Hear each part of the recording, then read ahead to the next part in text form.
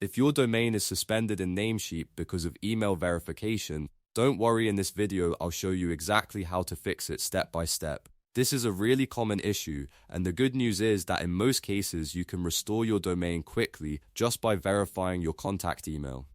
If this tutorial helps you out, please hit the like button and subscribe for more easy tech guides like this. Alright, let's get into it. First, log into your Namecheap account. Once you're inside your dashboard, go to Domain List.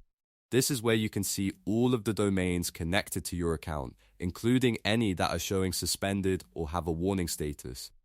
Now find the domain that is suspended. If you have several domains, look carefully for the one that has the issue, click on it so you can open its settings and check the registration details. Next, open the domain's contact information section. This is very important because Namecheap uses the email address listed here to send a verification message. Take a moment to make sure your registered email address is correct and that you still have access to it. If the email address is wrong or outdated, that can prevent verification from going through properly.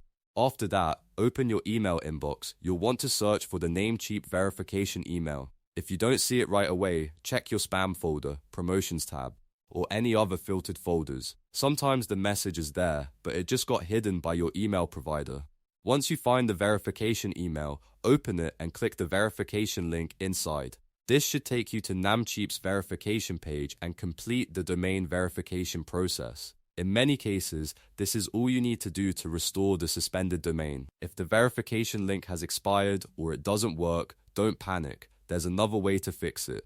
Open the suspended domain in another browser tab or try a different browser completely. Then look for the option that says Resend my verification email. This will trigger Namecheap to send a fresh verification message to your registered email address. Click that resend option, then wait a few moments for the new email to arrive. Again, check your inbox, spam folder, and any filtered tabs just in case. Open the new verification email and click the new link right away before it expires. Once you've clicked the verification link, the final step is to wait for Namecheap to process everything.